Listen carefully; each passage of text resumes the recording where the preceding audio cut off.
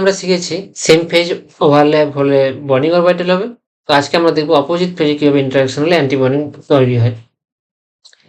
তো ক্লাস শুরু করার আগে আমরা কিছুটা মোটিভেশন চাই। এখন প্রশ্ন হচ্ছে যারা আইআইটিতে পড়ে তাদের ফিউচার কেমন হয়? আইআইটিতে যারা 2 বছর এমএসসি করে, শুধু এমএসসি কথা বলছি, ব্যাচেলর নয়, তুমি যদি আইএসসি থেকে 2 বছর এমএসসি করতে পারো তাহলে তুমি ফিট যে কোচিং ইনস্টিটিউটগুলো আছে না, এখানে তুমি স্টার্টিং স্যালারি কত পাবে? Starting salary 70K per month. তোমার তখন বয়স থাকবে 24 এজে তুমি স্টার্টিং স্যালারি কত পাচ্ছ? 70K। একটা হাই স্কুল টিচার, ইঞ্জিনিয়ার, ডাক্তার সবার থাকতে অনেক বেশি। তো আমরা শুরু করি আমাদের অ্যান্টি বন্ডিং অরবিটাল মোটিভেট হওয়ার জন্য অনেক কিছু এটা। তো আজকে আগের দিন আমরা কি দেখেছিলাম যে সেম ফেজে ওভারল্যাপ হলে কি হয়। দুটো 1s অরবিটাল, হাইড্রোজেনের 1s অরবিটাল, তারা যদি সেম ফেজে ওভারল্যাপ করে তাহলে কি হয়, সেখানে আমরা দেখেছিলাম যে বন্ডিং অরবিটাল তৈরি হয়। আমরা ইলেকট্রন ক্লাউডটাকে ঠিক এইভাবে দেখিয়েছিলাম, সিগমা বন্ডিং 1s 1s লিখতে পারো, না লিখলে সমস্যা নেই। আর যদি অপোজিট হেড অন ওভারলে, অবশ্যই হেড অন ওভারলে হলেই সেখানে সিগমা বন্ড তৈরি হবে। অপোজিট মানে দশা চেঞ্জ হয়ে গেছে। জাস্ট বোঝার চেষ্টা করো, দুজন মানুষ তাদের মত বিচার সবকিছু যদি সেম হয়ে যায়, মিলে যায়, তাদের মধ্যে অ্যাট্রাকশন হিউজ অ্যামাউন্টের হবে। সেই বন্ধুত্ব ভাঙা খুবই মুশকিল। দুজন মানুষের যদি ভাইব ম্যাচ করে যায়, সেই বন্ধুত্বটা এমন হবে তাদের ব্রেকআপ সম্ভবই নয়। তো সেটা হচ্ছে সিগমা বন্ডিং। আর এমন একটা ব্যাপার হয়ে গেল, দুটো মানুষের ভাই ম্যাচই করছে না। একজন চায় ভেজ খেতে, একজন চায় নন ভেজ খেতে, একজন চায় গান করতে, একজন চায় নাচ করতে, মানে ক্লাবে গিয়ে নাচ করতে, একজন চায় বাউল গান করতে বা সংকীর্তন করতে। তো তাদের ভাই ম্যাচ করবে না। তো সেখানে অপোজিট ফেজে যখনই ওভারল্যাপ হয়ে যাচ্ছে, হিউজ অ্যামাউন্টের রিপালশন হবে। তার জন্য পুরো দুজন দুজনের মুখ দেখতেই চাইবে না। তার জন্য কি করবে না, দুজন দুজন থেকে যতটা সম্ভব দূরে থাকার চেষ্টা করবে। আর যখনই দুজন দুজন দূরে থাকছে, তখন তাদের যে নিউক্লিয়াস, যে পজিটিভ চার্জ বিশেষ করে, সেই নিউক্লিয়াসের মধ্যে কি হচ্ছে, ইন্ট্রা নিউক্লিয়ার যে রিজিয়ন, সেখানে ইলেকট্রন ডেন্সিটি একদমই নেই। তার জন্য বিকর্ষণ হবে, রিপালশন। বিকর্ষণ মানে ঝামেলা, ঝামেলা মানে SION, ঝামেলা মানে এনার্জি হাই, আনস্টেবল। তার জন্য এটাকে বলা হয় sigma anti bonding. Anti bonding এ তাহলে কি ক্যারেক্টার থাকবে? অ্যান্টি বন্ডিং অরবিটাল মানে সেখানে হিউজ অ্যামাউন্টের রিপালশন হবে ইন্টার নিউক্লিয়ার রিজিয়নে, কারণ ইলেকট্রন ডেন্সিটি নেই।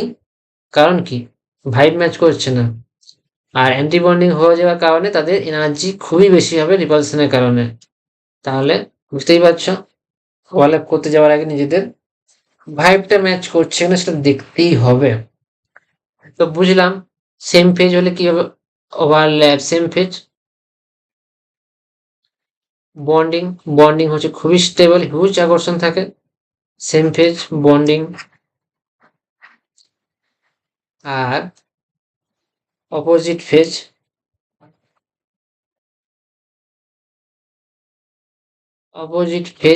দুজন মানুষ দুজনের বিমুখ। তৃণমূল আর বিজেপির মধ্যে যদি তুমি বন্ডিং করতে চাও, কি হবে? মারপিট হবে, সেখানে অ্যান্টি বন্ডিং তৈরি হবে। বুঝলে তো অ্যান্টি বন্ডিং বন্ডিং ব্যাপারটা? ঠিক আছে। তো কি শিখলাম? হেড অন ওভারল্যাপ হচ্ছে বলে সিগমা বন্ড তৈরি হচ্ছে, সেম ফেজ বলে বলে বন্ডিং, অপোজিট ফেজ বলে অ্যান্টি বন্ডিং। তাহলে টুপিজেড অরবিটাল যে হেড অন করে সীমা বানায়, সেখানে অ্যান্টি ফেজ হলে কি হবে? তাই টুপিজেডের দেখে নেই, টুপিজেড তো সীমা বন্ড বানায়, হেড অন ওভারল্যাপ করে, কারণ হেড অন ওভারল্যাপ করে, হেড অন ওভারল্যাপ। তাহলে টুপিজেডের যদি আমরা সেম ফেজ বলি, প্লাস মাইনাস, সেম ফেজ মানে দুটো orbital, overlapping orbital phase same হবে, মাইনাস। সেম ফেজ হলে আমরা কি বলেছি, দুজনের মধ্যে ইলেকট্রন ক্লাউড বেশি অ্যামাউন্টে জমা হবে, তার জন্য তাদের মধ্যে আকর্ষণ হবে। কারণ ইলেকট্রন ক্লাউডগুলো দুটো নিউক্লিয়াসকে ঢেকে রাখছে, তার জন্য এখানে হিউজ অ্যামাউন্টের আকর্ষণ হবে সিগমা টু পি জেড। তাহলে টুপি অরবিটাল যখন ওভারল্যাপ করছে তাদের মধ্যে টুপি জেড অরবিটাল কিভাবে সীমা বন্ধ তৈরি করে সেটা আমরা এখন দেখে নিচ্ছি। আমরা যখন এরপরে এমও এমও ডায়াগ্রামে যাবো তখন সেখানে আমরা এভাবেই বলবো যে কীভাবে 1s 2s টুপি অরবিটালগুলো ওভারল্যাপ করে এমও বানাচ্ছে।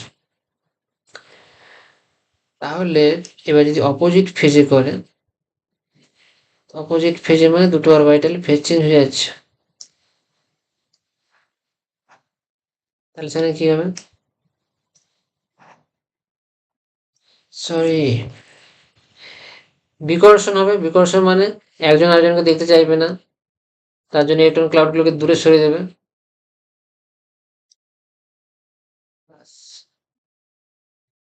তো ইন্ট্রা নিউক্লিয়ার রিজিয়নে কোনো প্রকারের ইলেকট্রন ডেন্সিটি নেই, খুবই কম আছে, এখান থেকে সব থেকে বেশি আছে।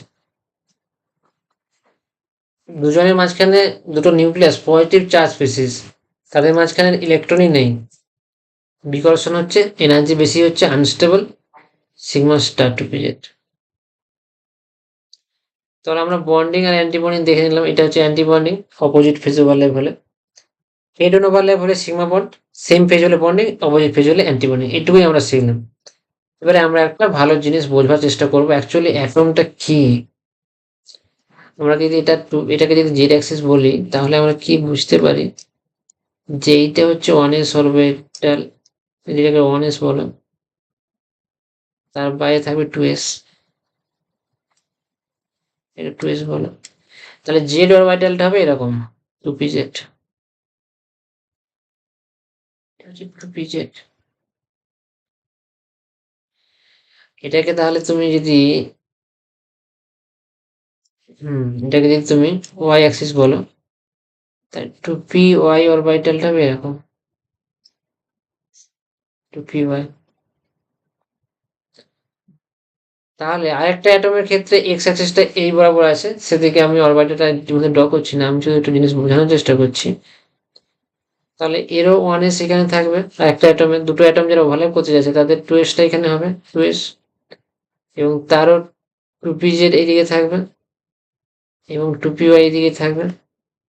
তাহলে দুটো অ্যাটম যখন ওভারল্যাপ করতে যাচ্ছে, একটা অ্যাটম এ আর একটা অ্যাটম বি, দুটো অ্যাটম যখন ওভারল্যাপ করতে যাচ্ছে এ প্লাস বি ওভারল্যাপ করে যখন এবি বন্ড তৈরি করতে যাচ্ছে, তাদের মধ্যে কি রকম ওভারল্যাপ গুলো হচ্ছে দেখো। 1s তারা হেড অন ওভারল্যাপ করছে, হেড অন,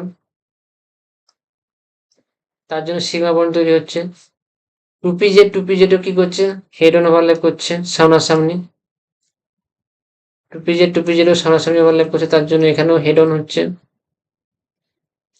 সিগমা বন্ড তৈরি হবে। কিন্তু ভালো করে লক্ষ্য করো 2py আর 2py এরা কিন্তু সাইড অন ওভারল্যাপ করছে, তার জন্য 2py এদের মধ্যে সাইড অন ওভারল্যাপ হবে এবং পাই বন্ড তৈরি হবে। একই রকম ভাবে 2px এর ক্ষেত্রেও পাই বন্ড তৈরি হবে, কারণ এইগুলো দুটো 2p অরবিটাল এভাবে পাশাপাশি ওভারল্যাপ করছে, আর দুটো 2px এভাবে ওভারল্যাপ করবে, আর দুটো 2pz এভাবে ওভারল্যাপ করছে। 2pz গুলো হেড অন বরাবর করছে, 2px সাইড অন, আর 2px ও সাইড অন। তাহলে 2px ও কি করবে, 2px সাইড অন ওভারল্যাপ করবে এবং পাই বন্ড তৈরি হবে। তো আজকে আমরা দেখলাম কিভাবে অরবিটাল গুলো অ্যাকচুয়ালি ওভারল্যাপ করে সিগমা বন্ড পাই বন্ড বানায়। তাহলে আমরা সব অরবিটাল গুলো জেনে নিলাম যে এস পি পুরো অরবিটাল কিভাবে বন্ডিং করে দেখে নিলাম। এবার আমরা 2p অরবিটালের সেম ফেজ ওভারল্যাপ দেখেছি, সাইড ওয়াইজ যখন ওভারল্যাপ হয় 2py যখন সেম ফেজ ওভারল্যাপ করে, তো সেম ফেজ মানে ওভারল্যাপিং অরবিটাল গুলো সেম ফেজ হতে হবে। এটা প্লাস, এটা মাইনাস, এটা হচ্ছে পাই অরবিটাল, পাই বন্ডিং বলবে এটাকে, কারণ বন্ডিং মানে সেম ফেজ, সেম ফেজ। আর তাহলে অপোজিট ফেজের ইন্টারাকশনটা হলে কি হয় সেটা আমাদের দেখতে হবে। তাহলে আমাদের শেষ আজকের কাজ। আজকে আমাদের লক্ষ্য ছিল same phase opposite phase interaction দেখা। তাহলে অপোজিট ফেজ করলে কি হবে,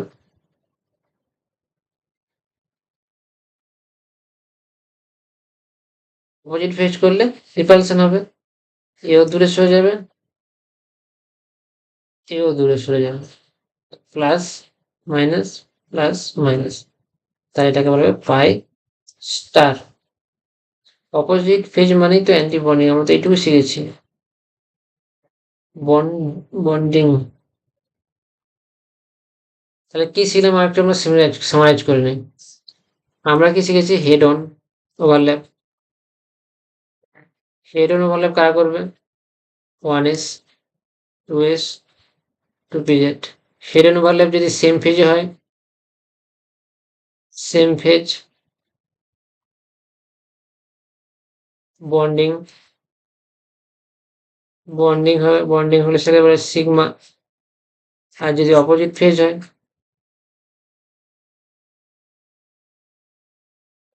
তাহলে সেখানে হবে অ্যান্টি বন্ডিং,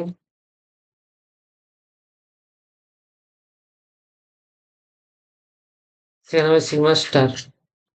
একই রকম ভাবে সাইড অন যদি ওভারল্যাপ হয়, সাইড অনে কারা কারা পার্টিসিপেট করবে? 2py 2px।